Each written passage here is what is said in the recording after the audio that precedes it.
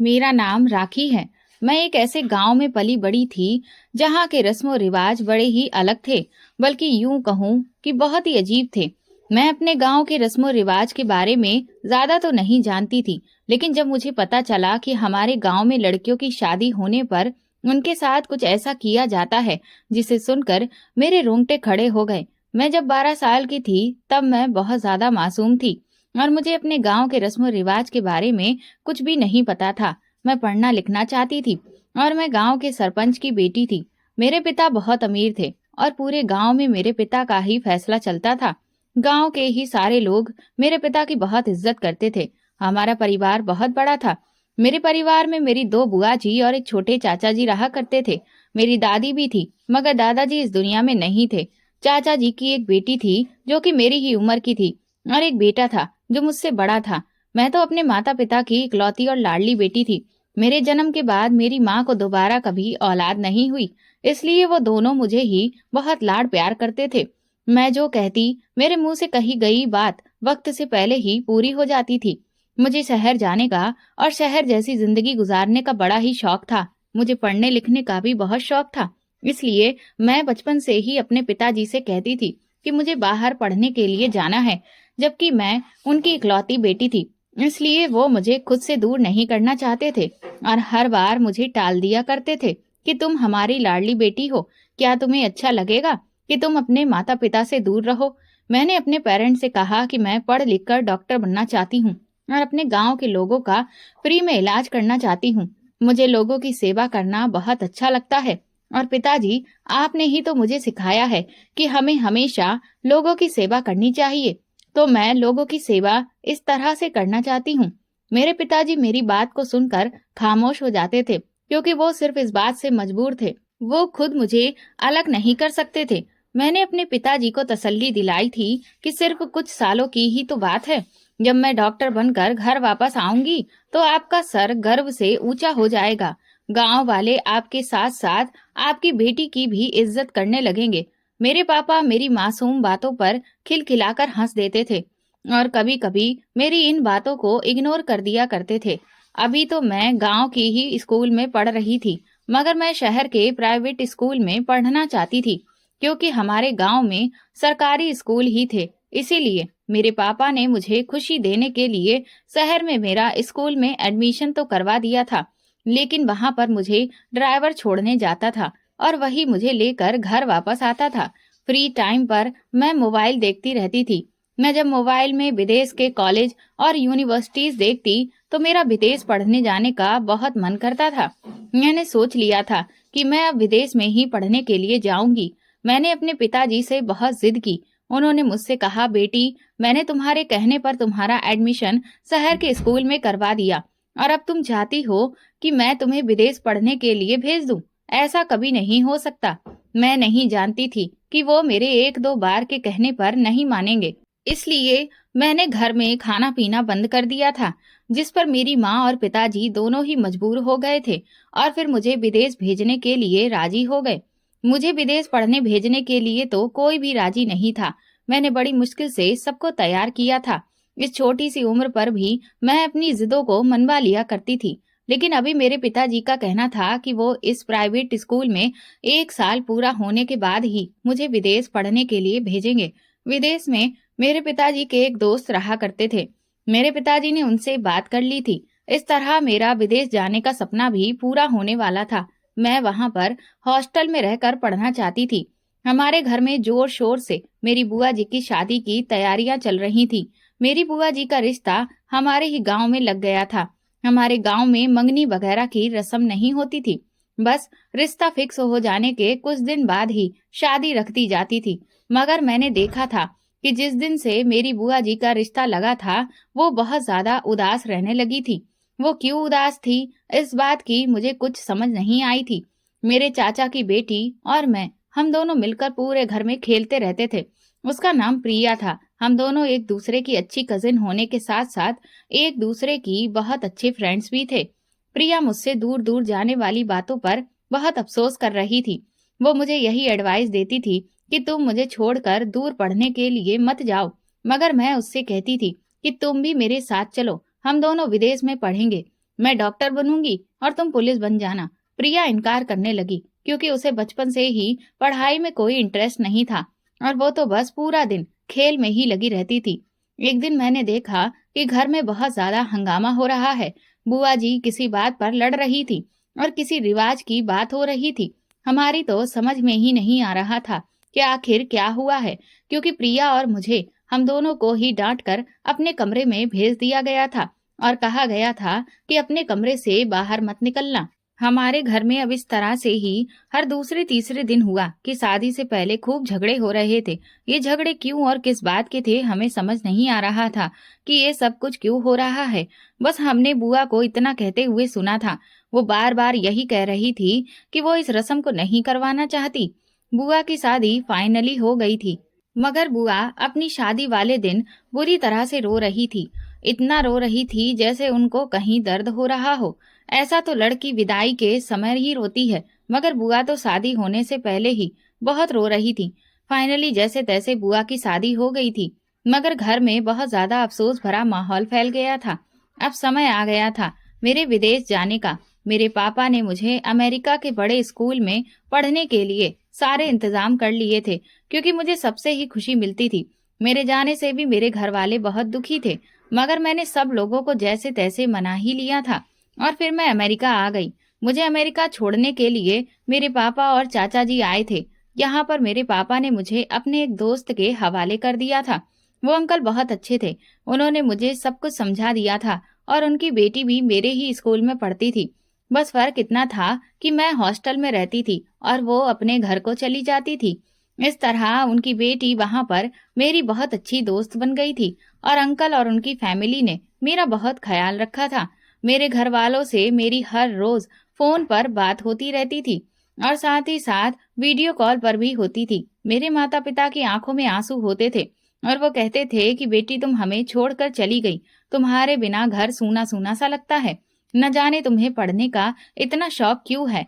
मैं अपने पिताजी से कहती कि मैंने आपको बताया है ना कि मैं अपने गांव के लोगों का फ्री में इलाज करना चाहती हूँ। मैं हमारे ही गांव में एक सरकारी अस्पताल खोलना चाहती हूँ। मेरे माता पिता मुझ पर बहुत गर्व महसूस करते थे। मेरी जिंदगी यहाँ पर पूरी की पूरी पढ़ाई में गुजर रही थी। मैं मन लगाकर पढ़ती और अच्छे नंबर से पास होती थी। कई साल इसी तरह से गुजर गए थे। अब मैं स्कूल से कॉलेज में आ गई थी और फिर यूनिवर्सिटी में। इसी तरह कुछ और साल गुजर गए और मैं इतनी बड़ी हो गई कि मैंने अपनी पढ़ाई पूरी कर ली थी और मैं काबिल डॉक्टर बनकर ही अपने गांव वापस लौटी थी। मुझे अपनी जिंदगी बहुत अच्छी लगने लगी थी, क्योंकि मैंने अपना सपना पूरा कर लिया था। 12 साल की उम्र से 24 साल की उम्र में मैं अपने घर वापस आई थी। इस बीच अपने घर बिल्कुल भी नहीं आई थी और ना ही छुट्टियों में और ना ही अपने घर के किसी फंक्शन में। मेरे पीछे घर में काफी सारे फंक्शन हो गए थे। ऐसा इसलिए था क्योंकि मैं अपनी पढ़ाई से बिल्कुल भी दूर नहीं होना चाहती थी। फाइनली मेरा सपना पूरा हो चुका था। आज इतने सालों के बाद मुझे अपने गांव जाना था और अपनी फैमिली से मिलना था। मैं अपनी फैमिली से मिलने के लिए बहुत ज्यादा खुश हो रही थी। पिताजी ने कह दिया था कि वो मुझे एयरपोर्ट पर लेने के लिए आ जाएंगे। पिताजी मुझे देखकर बहुत खुश हो गए और उन्होंने मुझे देखते ही गले से लगा लिया। कहने लगे, मेरी बेटी तो बहुत बड़ी हो गई और प्यारी भी हो गई है। मैं भी अपने पिताजी से मिलकर बहुत खुश हुई थी, मगर मैं एक बात पर बहुत हैरान थी कि मेरे पिताजी और मेरे चाचा जी हर काम एक साथ ही करते थे, क्योंकि उन दोनों भाइयों में बहुत मोहब्बत थी। जब मैं छोटी थी और वो दोनों मुझे छोड़ने के लिए आए थे, तब भी वो दोनों साथ ही थे। मगर अब पिताजी के साथ मेरे चाचा जी मुझे लेने क्यों नहीं आए थे, ये सवाल मेरे दिमाग में घूम रहा था। इसलिए मैंने अपने पिताजी से पूछ ही लिया कि चाचा जी मुझे लेने के लिए क्यों नहीं आए। क्या उनकी तबीयत खराब है या फिर वो किसी काम में बिजी हैं? पिताजी ने मेरे सवाल पर एकदम सर झटक दिया और मुझे दूसरी बातों में उलझा लिया। इस दौरान मैं चाचा जी वाली बात को पूरी तरह से भूल गई थी और फिर हम लोग खुशी खुशी घर आ गए। घर में मेरे स्वागत के लिए मेरी माँ और दादी जी ने बहुत अच्छी प्रिपरेशन की थी। पूरा गांव मेरे आने से बहुत खुश था। आखिरकार मैं सरपंच की बेटी थी और डॉक्टर बनकर ही इतने सालों के बाद अपने घर वापस लौटी थी। पूरा गांव मेरे आने की खुशी मना रहा था, क्योंकि सब गांव वाले जानते थे कि मैं गांव में अब अस्पताल खोलूंगी और उसमें सारे ही गांव वालों का इलाज फ्री में होगा। मैंने उन लोगों को भरोसा दिलाया था कि मैं आपकी उम्मीदों पर खरी उतरूंगी। दादी ने मुझे देखते ही गले से लगा लिया और कहने लगी कि बेटी, तुम्हारे बिना ये घर सूना सूना सा लगता था। मगर मैं घर में घुसकर भी बहुत हैरान हुई, क्योंकि मेरे स्वागत के लिए दरवाजे पर सिर्फ दादी जी, मेरे भैया और मेरी माँ ही खड़ी हुई थी, और पिताजी तो मेरे साथ ही आए थे। मेरी दोनों बुआ मुझसे मिलने के लिए नहीं आई, और ना ही घर में मुझे मेरे चाचा जी की फैमिली दिखाई दे रही थी। आखिर सब लोग कहाँ गए थे? घर का पूरा माहौल बदला बदला सा लग रहा था। मेरी समझ में नहीं आ रहा था कि घर के माहौल को ना जाने इतने सालों में क्या हो गया। मैंने घर में घुसते ही दादी से सवाल किया, दादी, चाची जी, दोनों भैया और प्रिया कहाँ हैं? और चाचा जी भी मुझे एयरपोर्ट पर लेने के लिए क्यों नहीं आए? तो दादी मेरा हाथ पकड़कर मुझे घर के अंदर लेकर जाते हुए कहने लगी, बेटी, वो लोग अलग घर में रहते हैं। दादी की बात सुनकर तो मैं हैरान रह गई। इतने में ही पीछे से पिताजी ने आकर कहा, अरे, वो लोग कुछ दिनों के लिए अपने किसी दूर के रिश्तेदार की शादी में गए हुए हैं। कुछ दिनों बाद वापस आ जाएंगे। तुम फिक्र मत करो और इतने सवाल जवाब मत करो। जाओ, अब जल्दी से फ्रेश हो जाओ। उसके बाद सब मिलकर खाना खाते हैं। दादी भी कहने लगी कि हाँ बेटी, तुम जल्दी से खाना खा लो। उसके बाद हम दोनों दादी पोती एक साथ बैठकर ढेर सारी बातें करेंगे। मैं फ्रेश हो गई थी और हम लोगों ने एक साथ मिलकर खाना खाया था। इतने सालों के बाद अपने घर आकर और अपनी माँ के हाथ का बनाया हुआ खाना खाकर मुझे बहुत सुकून और खुशी मिली थी, क्योंकि माँ ने सारा खाना मेरी पसंद का ही बनवाया था। मगर मुझे चाचा चाची और बाकी सबके बिना घर बहुत सूना लग रहा था। बार बार सबकी याद आ रही थी, क्योंकि चाचा चाची ने कभी प्रिया और मुझ में फर्क नहीं किया था। जिस तरह से वो अपने बच्चों को प्यार करते थे, उसी तरह से मेरे लिए भी वो मुझे प्यार करते थे। मुझे प्रिया से भी शिकायत थी कि उसने इतने सालों में मुझसे कांटेक्ट करने की कोशिश ही नहीं की। न जाने उसे क्या हो गया था। चाचा चाची की फैमिली में से किसी ने भी मुझसे आज तक कोई बात नहीं की थी। बाकी घर में दादी माँ और मेरे भैया, पिताजी सब मुझसे फोन पर बातें किया करते थे। मैंने कई बार अपने माँ और पिताजी से कहा भी था कि बाकी सब लोग कहाँ हैं, मुझे बाकी के लोगों से भी बात करनी है। मगर इन लोगों ने मुझे बातों में उलझा दिया था और हर बार ये लोग बात को टाल दिया करते थे। मुझे तो किसी गड़बड़ी का एहसास हो रहा था। खाना खाने के बाद मैं दादी के रूम में उनके पास जाकर लेट गई। इतने सालों के बाद अपनी दादी के कमरे में जाकर लेटना मुझे बहुत अच्छा लगा था। दादी मुझसे काफी देर तक बातें करती रही थी। अचानक मुझे याद आ गया कि मैं दादी से ही सब लोगों के बारे में पूछ लेती हूँ। मैंने दादी से कहा, दादी, सब लोग आखिर हैं कहाँ? और दोनों बुआ, वो भी मुझसे मिलने के लिए नहीं आई। उन्हें तो पता था ना कि उनकी भतीजी इतने सालों बाद डॉक्टर बनकर गांव वापस लौट रही है। उन्हें मेरे स्वागत के लिए घर में आना चाहिए था।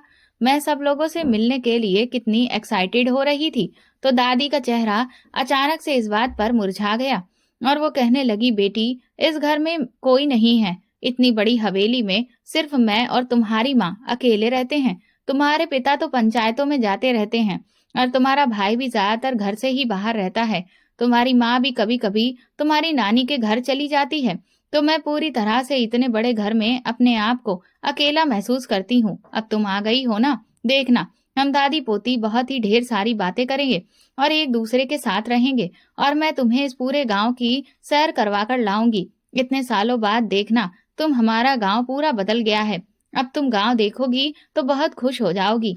मैंने कहा, दादी, लेकिन बाकी सब लोग कैसे हैं और कहाँ हैं? आप लोग मुझे कुछ बता क्यों नहीं रहे हो? कोई भी मुझे कुछ भी बताने के लिए तैयार नहीं है। मैं सबके बारे में जानना चाहती हूँ कि हमारी इतनी बड़ी फैमिली में आखिर इतने कम मेंबर क्यों रह गए। इतने बड़े घर में हमेशा कितनी रौनक लगी रहती थी। सब लोग एक साथ रहते थे, एक साथ खाना पीना करते थे, कितना अच्छा लगता था ना।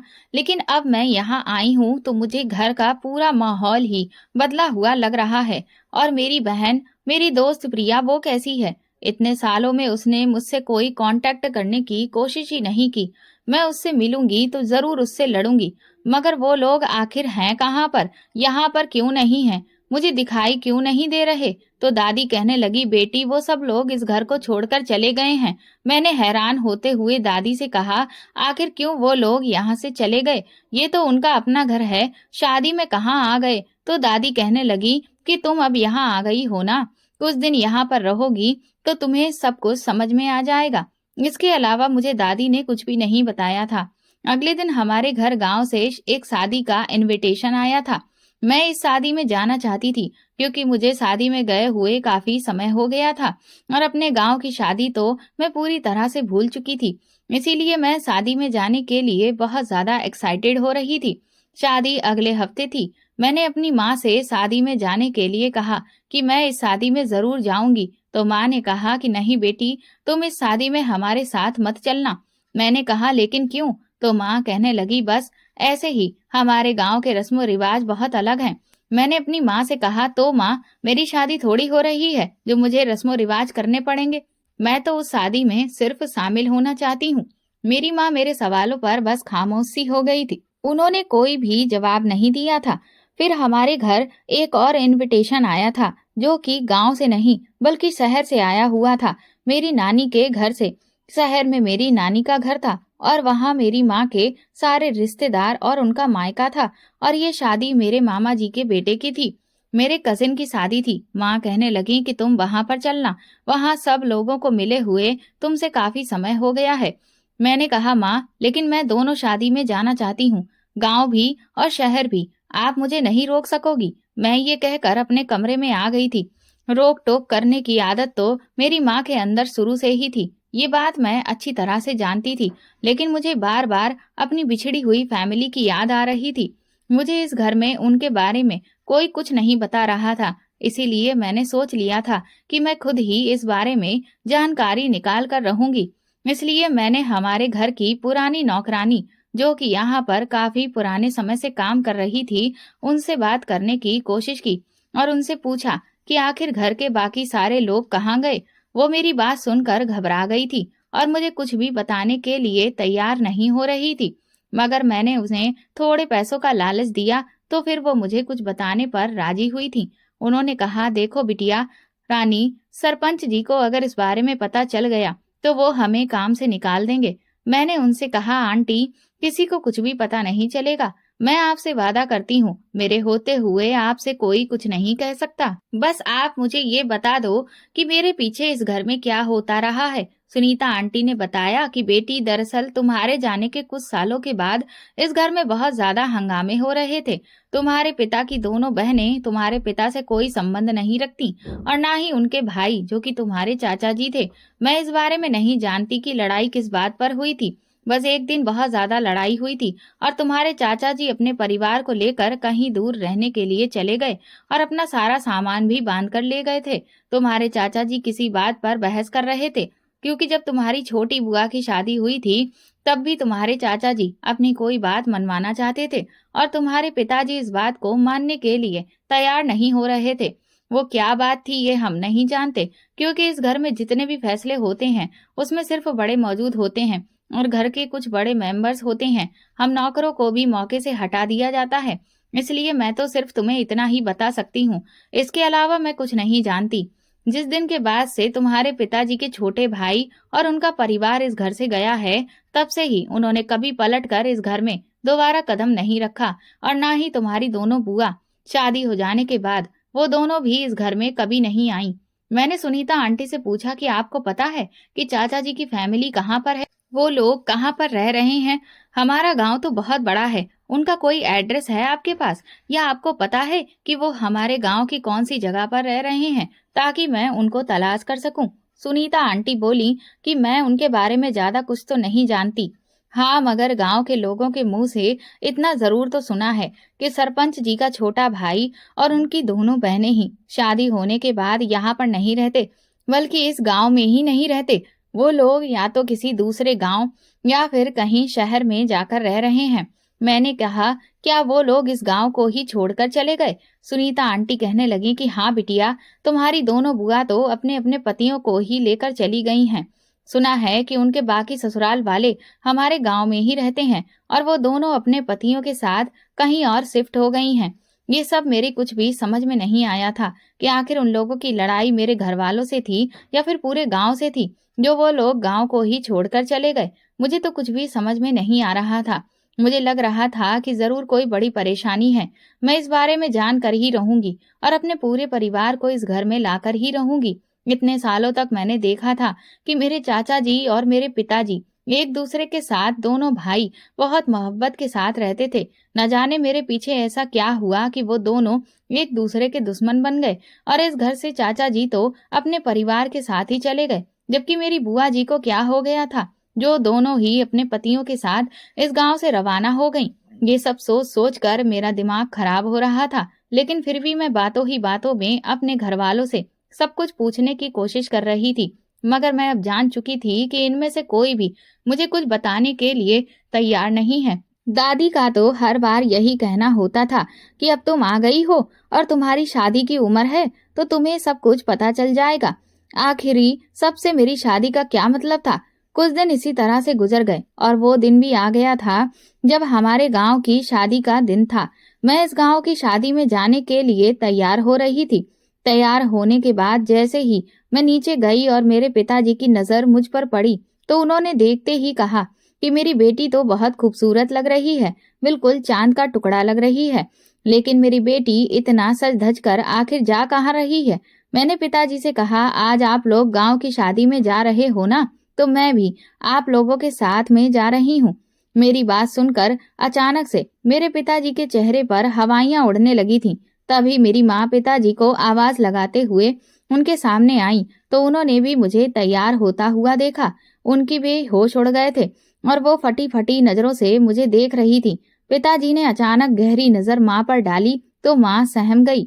उन्होंने कहा, हम लोग कहीं शादी में नहीं जा रहे हैं। ये कहकर पिताजी पलटकर अपने कमरे में चले गए थे। न जाने उन्हें क्या हो गया था। मैंने माँ से कहा, माँ पिताजी को क्या हो गया है, हम लोग तो शादी में जा रहे हैं ना, तो अब वो जाने से इनकार क्यों कर रहे हैं। आखिर वो गांव के सरपंच हैं, उनका शादी में जाना बहुत जरूरी है। माँ कहने लगी, तुमसे किसने कहा है कि हम शादी में जाएंगे। मैंने कहा, माँ मैंने तो आपसे उस दिन कहा था ना कि मैं आपके साथ शादी में जाऊंगी, इसीलिए मैं तैयार भी हो गई हूँ। माँ कहने लगी, मैंने तुमसे कहा था ना कि तुम गांव की शादी में नहीं जा सकती, तुम हमारे साथ अपनी नानी के घर शादी में चलना। मैंने कहा, माँ अगर आप लोग शादी में मुझे लेकर नहीं जाना चाहते हो तो मैं खुद शादी में चली जाऊंगी। मुझे लगता है कि आप लोग मुझसे कुछ छुपा रहे हो। आखिर ऐसा भी क्या है। और तो और मुझे बाकी लोगों के बारे में भी नहीं बताया जा रहा है कि हमारे परिवार के बाकी सारे लोग कहाँ हैं। मुझे कोई कुछ बताने के लिए तैयार ही नहीं है। मैं कुछ सालों के लिए इस घर से क्या चली गई कि सब लोगों ने मुझे पराया कर दिया है। आखिर आप सब लोगों को क्या हो गया है। माँ कहने लगी कि धीमी आवाज में बात करो, अगर तुम्हारे पिताजी को पता चल गया तो वो मुझ पर बहुत गुस्सा करेंगे। मैंने कहा, माँ अब पिताजी गुस्सा करें या फिर चाहे जो भी हो, मैं अकेले ही शादी में जा रही हूँ। आखिर मेरे शादी में चले जाने से क्या हो जाएगा। मुझे तो लगता है कि आप लोग मुझे लेकर ही नहीं जाना चाहते। माँ कहने लगी, अच्छा चलो शांत हो जाओ, मैं तुम्हारे पिताजी से जाकर बात करती हूँ। माँ तो पिताजी को मनाने के लिए चली गई थी, मगर मैंने भी आज ठान लिया था कि मैं भी शादी में जाकर ही रहूंगी और देखूंगी कि आखिर ये दोनों मुझे शादी में जाने से क्यों रोक रहे हैं। थोड़ी देर के बाद पिताजी आए और उन्होंने शादी में चलने के लिए कहा। मैं भी खुशी खुशी पिताजी के साथ गाड़ी में बैठ गई थी और मेरे साथ माँ भी थी। दादी तो हम लोगों के साथ नहीं गई थी क्योंकि वो बीमार थी, इसलिए ज्यादातर घर में ही रहा करती थी। हम लोग शादी में गए तो वहां पर खाना खाने के बाद दुल्हन को तैयार करने की रस्म शुरू होने लगी थी। सारी औरतें कमरे के अंदर दुल्हन को तैयार कर रही थीं, जहां पर मेरी माँ की भी आवाज लग रही थी। मेरी माँ जल्दी से उठकर दुल्हन के पास जाने लगी तो मैं भी उनके साथ साथ चलने लगी थी। मुझे देखते ही माँ कहने लगी कि तुम कहाँ आ रही हो, तुम वहीं बैठ जाओ, मैं अभी थोड़ी देर में दुल्हन से मिलकर आती हूँ। मैंने कहा, माँ मैं भी दुल्हन से मिलने के लिए ही जा रही हूँ, देखना चाहती हूँ कि दुल्हन कैसी है। माँ कहने लगी कि तुम कैसी बातें कर रही हो, जाओ तुम जाकर अपनी जगह पर बैठ जाओ, तुम बड़ी बदतमीज हो गई हो, अपनी माँ का बिल्कुल भी कहना नहीं मानती हो। तुम्हारे पिताजी तुम्हें इस शर्त पर ही लेकर आए हैं कि तुम एक तरफ बैठी रहोगी। मैंने कहा, माँ ये कैसी शादी है कि मैं एक तरफ बैठी रहूं, मैं एंजॉय करना चाहती हूँ और दुल्हन के साथ जाकर एक दो फोटो क्लिक करना चाहती हूँ, प्लीज मुझे लेकर चलो ना दुल्हन के पास। मेरी माँ कहने लगी कि तुम बहुत तंग करने लगी हो राखी, जाकर एक तरफ बैठ जाओ, मैं तुम्हें दुल्हन के पास लेकर नहीं जा सकती। मैंने कहा, आखिर क्यों नहीं लेकर जा सकती, तो फिर वो कहने लगी कि कुछ रस्मों रिवाज हो रहे हैं जिसमें बड़ों के होने की जरूरत है, कुंवारी लड़कियां उसमें शामिल नहीं होती। मैंने कहा अच्छा ठीक है, आप जा सकती हो, मैं जाकर बैठ जाऊंगी। अगर ऐसी ही बात है तो आप जल्दी आ जाना। माँ कहने लगी कि हाँ ठीक है, तुम जाकर बैठ जाओ। मैं सारे मेहमानों के साथ जाकर बैठ गई थी और वहां की लड़कियों के साथ खूब बातें कर रही थी। थोड़ी ही देर के बाद दुल्हन को तैयार करके लाया गया था, लेकिन दुल्हन को देखकर तो मैं हैरान रह गई थी। दुल्हन इतनी बुरी तरह से तड़प तड़प कर रो रही थी कि जैसे उसके साथ कुछ गलत किया गया हो। हालांकि इतना ज्यादा तो दुल्हन सिर्फ विदाई के समय ही रोती है, लेकिन ये दुल्हन तो बड़ी अजीब थी। बेचारी की शक्ल देखी नहीं जा रही थी, वो बहुत बुरी तरह से रो रही थी। ऐसा लग रहा था कि जैसे उसे कहीं तकलीफ हो रही है। उसे मंडप में लाकर बैठा दिया गया था और वो तब भी रो रही थी। उस बेचारी से तो चला तक नहीं जा रहा था। उसकी कंडीशन देखकर मेरे रोंगटे खड़े हो गए थे और आसपास जो मेरे मौजूद लड़कियां थीं, वो भी उसको देखकर अजीब अजीब तरह की बातें कर रही थी। बल्कि एक लड़की के मुंह से तो मैंने सुना था कि हमें शादी में जाना तो बहुत अच्छा लगता है, मगर ना जाने क्यों शादी करने से बहुत डर लगता है। समझ नहीं आता कि दुल्हन के साथ ऐसा क्यों किया जाता है। मैंने जैसे ही उनके मुंह से ऐसे शब्द सुने तो मैं चौंक कर रह गई थी। मैंने जैसे ही पलट कर देखा तो वहां की लड़कियां खामोश हो गई थी, क्योंकि वहां पर सब लोग जानते थे कि मैं सरपंच की बेटी हूँ। मुझे बहुत ज्यादा इज्जत दी जा रही थी, मगर बेचारी दुल्हन को देखकर मुझे कुछ गड़बड़ी का एहसास हो रहा था।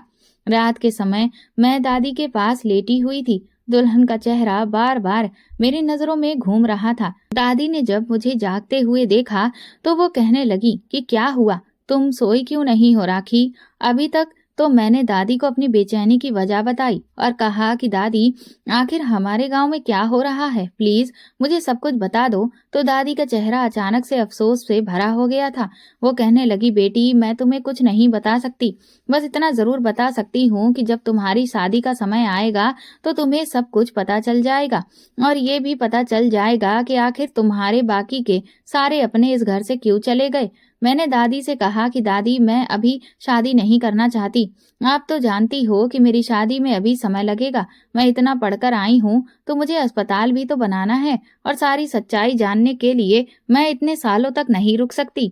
दादी मुझे कुछ भी बताने के लिए तैयार नहीं हो रही थी, मगर मैंने दादी का हाथ अपने सर पर रख दिया और कहा, दादी आपको मेरी कसम है, आपको मुझे सब कुछ बताना ही पड़ेगा। दादी की आंखों में आंसू आ गए थे। फिर दादी ने मुझे जो कुछ भी बताया उसे सुनकर तो मेरे होश ही उड़ गए थे। दादी ने बताया कि दरअसल हमारे गांव में एक ऐसी रस्म है जो लड़की के साथ शादी से पहले की जाती है और ये रस्म मोमबत्ती जलाकर की जाती है। मैं हैरान रह गई थी। मैंने कहा कि ये कौन सी रस्म है दादी? तो वो कहने लगी कि ये रस्म दुल्हन को उसकी शादी वाले दिन तैयार करते समय की जाती है। गांव की सारी बड़ी बूढ़ी औरतें उसके पास होती हैं और उसकी कमर को मोमबत्ती से जलाया जाता है ताकि ये मोमबत्ती के निशान उसकी कमर पर रह जाएं, क्योंकि ये निशान उसके कुंवारेपन के होते हैं। हमारे पुरखों के समय से ये रस्म चलती आ रही है और तुम्हारी बुआ जब उन दोनों बहनों की शादी हुई तो वो भी इस रस्म के बारे में अच्छी तरह से जानती थी। उन्होंने अपने भाई से इस रस्म का विरोध किया था, क्योंकि तुम्हारे दादाजी के बाद इस गांव का सरपंच तुम्हारा पिता है। इस गांव में उसकी ही ज्यादा चलती है, लेकिन तुम्हारे पिता ने रस्म को बदलने के लिए साफ इनकार कर दिया था। बात उसकी बहनों पर आ गई थी, मगर उसने मान मर्यादा और अपने पुरखों के पुराने रस्मों को बदलने से साफ इनकार कर दिया। उसका कहना था कि ये तो मेरी बहनों की बात है, अगर बात मेरी अपनी बेटी पर भी आई तो मैं कभी भी इस रिवाज को नहीं बदलूंगा। तुम्हारे चाचा जी भी इस रस्म के खिलाफ थे और वो भी चाहते थे कि उनकी बहनों को ये तकलीफ शादी वाले दिन ना दी जाए, इसलिए उसने तुम्हारी बुआ की शादी पर बहुत हंगामा किया था। तुम्हारी बुआ शादी वाले दिन तो यहाँ से चली गई थी, मगर उसके बाद उसने अपने पति के साथ इस गांव को छोड़ने का फैसला कर लिया था, क्योंकि उसका पति पढ़ा लिखा था और वो भी इस गांव की रस्म के खिलाफ था। वो अपने परिवार को छोड़कर दूसरी जगह पर शिफ्ट हो गया और वो दोनों वहां पर रहने लगे। उसके बाद तुम्हारी छोटी बुआ को भी यही सब होने का डर था, इसलिए वो भी शादी के बाद हमारे घर से चली गई, मगर उसने हमसे सारे संबंध खत्म कर दिए। फिर तुम्हारे चाचा जी को फिक्र सताने लगी अपनी बेटी की कि आगे चलकर उनकी बेटी भी जवान होगी तो फिर उसके साथ भी ऐसी ही रस्में की जाएंगी और वो अपनी बेटी को इस तकलीफ में नहीं देख सकता। उसने अपने बड़े भाई के सामने इस रस्म को खत्म करने के लिए बहुत विरोध किया, मगर तुम्हारा पिता नहीं माना। इसलिए वो अपने पूरे परिवार को लेकर इस गांव को ही छोड़कर चला गया। लेकिन तुम्हारे पिता के दिल में थोड़ा भी एहसास ना रहा कि इस रस्म की वजह से सब लोग उससे अलग हो रहे हैं। तुम तो जानती हो कि तुम्हारा पिता कितना घमंडी इंसान है। वो कभी भी अपने आप को दूसरों के सामने नीचा साबित नहीं करना चाहता है और गांव के सारे ही लोग उसके फैसले का मान रखते हैं। बस यही वजह है कि तुम्हारे सारे अपने इस गांव को छोड़कर जा चुके हैं, क्योंकि इस गांव में जिस भी लड़की की शादी की जाती है उसके साथ ये रस्म जरूर की जाती है ताकि उसका कुंवारापन सामने ला सके। ये कहकर दादी जोर जोर से रोने लगी, कहने लगी कि मुझसे मेरे सारे बच्चे अलग हो गए सिर्फ इस रस्म की वजह से, और गांव की न जाने कितनी ऐसी लड़कियां हैं जो बेचारी इस रस्म की वजह से शादी करने से डरती है, क्योंकि जब उनके शरीर को जलाया जाता है तो वो बेचारी तड़प तड़प कर रोती है। शादी वाले दिन जिस लड़की को खुश होना चाहिए वो इस रस्म के बाद बुरी तरह से रोती है और उदास हो जाती है, और ये जले हुए जख्म न जाने कितने दिनों में जाकर भरते हैं। दादी की बातें सुनकर तो मेरे होश उड़ गए थे कि आजकल के जमाने में भी इस गांव में इतने घटिया रिवाज हैं। मैंने दादी को तसल्ली दी और उनसे कहा कि दादी, आपको रोने की कोई जरूरत नहीं है। मैं पिताजी से बात करूंगी और सब कुछ ठीक कर दूंगी। आप मुझे नहीं जानती कि मैंने अपने पिताजी के सामने कैसी कैसी जिद रखी है और उन्होंने हर बार मेरी जिद के आगे हार मान ली है। मैं अपने पूरे परिवार को एक करके ही रहूंगी और इस गांव में इस रस्म को खत्म करवा कर ही रहूंगी। इसलिए मैंने अगला कदम बढ़ा लिया था, क्योंकि मैं इस गांव से इस रस्म को खत्म करना चाहती थी। अगले दिन मैंने अपना सामान पैक करना शुरू कर दिया। पिताजी ने जब देखा कि उनकी बेटी सामान पैक कर रही है तो उन्होंने कहा कि बेटी, तुम कहाँ जा रही हो? मैंने पिताजी को बताया कि आपकी बेटी इस घर को छोड़कर जा रही है और हमेशा हमेशा के लिए जा रही है, क्योंकि मुझे सारी सच्चाई के बारे में पता चल गया है कि हमारे गांव की इस रस्म की वजह से कितने घर खराब हो चुके हैं और कितनी लड़कियां डर की वजह से शादी नहीं कर रही। पिताजी कहने लगे, अच्छा, तो तुम भी अब बाकी लोगों की तरह ही मेरे साथ रस्म को खत्म करने के लिए मेरे सामने आकर खड़ी हो गई हो? मैंने कहा, जी पिताजी, क्या वो बेटियां आपकी बेटियां नहीं हैं जिनके साथ इतना गलत सुलूक किया जाता है? शादी वाले दिन और तो और आपने अपने भाई बहनों तक के बारे में भी नहीं सोचा। आपको अपनी बहनों की तकलीफ का अंदाजा होना चाहिए था। पिताजी, ये नया जमाना है। अगर ये रस्म आपके पुरखों के समय से चलती आ रही है तो वो पुराना जमाना था। अब जमाना मॉडर्न हो गया है। अब तो गांव के लोग भी समझदार हो गए हैं और उन लोगों ने भी पुराने रीति रिवाज खत्म कर दिए हैं। इसलिए समय के साथ साथ आपको भी बदलना होगा। पिताजी कहने लगे कि चाहे कुछ भी हो जाए, तुम इस घर से जाना चाहती हो तो चली जाओ, मगर मैं इस रस्म को खत्म नहीं कर सकता। मैंने कहा, तो ठीक है, मैं इस घर को छोड़कर जा रही हूँ, लेकिन इससे पहले मैं आपकी आंखों के सामने आपको ये दिखाना चाहती हूँ कि जब मोमबत्ती से जलाया जाता है तो कितनी तकलीफ होती है। मैंने मोमबत्ती ली और उससे जलाना शुरू कर दिया। हम दोनों के बीच मेरी माँ भी आकर खड़ी हो गई थी और वो भी फटी फटी आंखों से मुझे देख रही थी और रोकने की कोशिश कर रही थी, मगर मैंने उनको सावधान कर दिया था और वो वहीं पर रुक गईं। पिताजी सब कुछ खड़े हुए देख रहे थे। वो मुझे कमजोर समझ रहे थे, मगर मैं विदेश में रहकर पढ़ लिख कर बहुत ज्यादा मजबूत बन गई थी। मैंने मोमबत्ती जलाने के बाद उसको अपने हाथ पर लगाना शुरू कर दिया, जिसको देखकर मेरी माँ तड़प गई और कहने लगी कि बेटी, तुम ये सब क्या कर रही हो? ये सब बंद कर दो। वो रो रही थी। मैंने कहा, माँ, आज पिताजी की बेटी उनके सामने ही इस रस्म को कर रही है, तो मैं देखना चाहती हूँ कि पिताजी के अंदर कितनी हिम्मत है और वो कब तक अपनी बेटी को जलते हुए देख सकते हैं, क्योंकि उनकी इस घटिया रस्म की वजह से न जाने कितनी लड़कियां इस रस्म का शिकार हुई हैं। मुझे दर्द तो बहुत हो रहा था, मगर मैं अपने पिता को एहसास दिलाना चाहती थी कि बेटियां कितनी नाजुक होती हैं, उनके साथ ये अत्याचार ना किया जाए। मेरा हाथ काफी ज्यादा हद तक जल चुका था। पिताजी पत्थर बने खड़े हुए मुझे देख रहे थे। माँ बार बार पिताजी से कह रही थी कि रोक लो हमारी बेटी को, ये कितनी जख्मी हो रही है। मगर जब मैंने अपने दूसरे हाथ पर निशान डालने शुरू किए तो मेरे पिताजी ने मेरा हाथ पकड़ लिया और हाथ जोड़ लिए। कहने लगे कि अच्छा, तुम ये सब कुछ अब बंद करो और अंदर जाओ, मैं कुछ करता हूँ। मैंने कहा नहीं पिताजी, मैं इस घर में अब नहीं रहूंगी, यहाँ तक कि मैं इस गांव में भी नहीं रहूंगी। जब तक इस गांव के लोग अपनी सोच नहीं बदल देते तब तक मैं यहाँ नहीं रह सकती। मेरे पिताजी ने समझा बुझाकर मुझे माँ के साथ अपने कमरे में भेज दिया था और डॉक्टर को बुलवाया था। डॉक्टर ने मुझे दवाई दी थी। मैं बिस्तर पर लेटी हुई आराम कर रही थी, मगर मेरा हाथ बहुत जलन का शिकार हो रहा था। तभी अचानक मुझे कुछ लोगों के बोलने की आवाजें आने लगीं। मैं जैसे ही नीचे उतर कर गई तो ये देखकर हैरान रह गई कि पिताजी ने गांव के बहुत सारे लोगों को इकट्ठा किया हुआ था और वो उनसे कह रहे थे कि मुझे आप लोगों से एक जरूरी बात करनी है। दरअसल मैं मोमबत्ती की रस्म को हमारे गांव से खत्म करना चाहता हूँ। मैं जानता हूँ कि ये रस्म पुराने जमाने से चलती आ रही है और इस रस्म को हमारे पुरखों ने बनाया था, मगर इस रस्म की वजह से हमारी बेटियों पर एक तरह से अत्याचार हो रहा है। मैं इस रस्म को खुद खत्म कर रहा हूँ क्योंकि इस रस्म की वजह से मेरा अपना घर भी बिखर कर रह गया है। मेरे भाई बहन मुझसे अलग हो गए। अगर आप इस फैसले पर राजी हो तो ठीक है, लेकिन मेरे खानदान में ऐसी कोई रस्म नहीं की जाएगी। अगर आप लोग चाहो तो इस रस्म को मेरे साथ मिलकर पूरी तरह से खत्म कर सकते हो, क्योंकि बात अब मेरे परिवार से मेरी बेटी तक आ गई है। वो इस रस्म को खत्म करने की जिद कर रही है। उसने अपना हाथ तक जला लिया और वो इस गांव को छोड़कर जाना चाहती है। तभी उन आदमियों में से एक आदमी कहने लगा, जो इस गांव का जमींदार था, सरपंच जी, हमें आपके फैसले पर बहुत खुशी हुई है। हम भी चाहते थे कि ये रस्म हमारे गांव से खत्म हो जानी चाहिए, मगर आपके सामने कौन बोल सकता था, इसलिए हमने कभी इस बारे में आपसे बात नहीं की। ये तो बहुत खुशी की बात है कि अब हमारी बेटियां बिना डरे ही शादी कर सकेंगी। वहां के सारे ही लोग खुशी खुशी चले गए थे।